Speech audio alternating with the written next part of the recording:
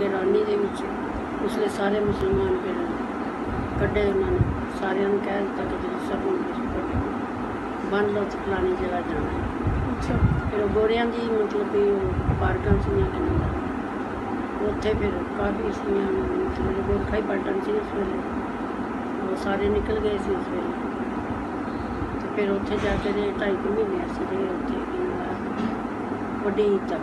अच्छा फिर खाण पीण का मसला फिर चले कर्फ्यू खोलना उस वेले जाके फिर जाके अपनी दुकानों तो समान चुक के तो लिया घर समान चुक के लिया बस थोड़ा बहुता समान फिर पहुँचाया कि ना खाण पीण वाला जोड़ा थोड़ा बहुता भांडा बर्तन से खाण पीण वाला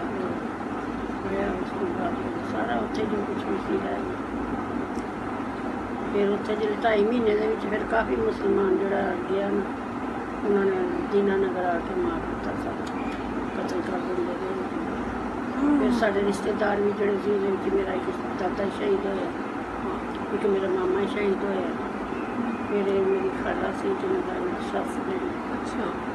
पूरा खानदान शहीद सस ने अच्छा पूरा खानदान शहीद होया मतलब ਉਹ ਜਿਹੜੇ 25 ਲੋਕ ਤੁਸੀਂ ਦੱਸਦੇ ਹੋ ਇਹ ਤੁਹਾਡੇ ਖਾਨਦਾਨ ਦੇ 25 ਲੋਕ ਸ਼ਹੀਦ ਕਰ वही मेरे खानदान से इसी मेरे ससुराल से सही सिर्फ ये 2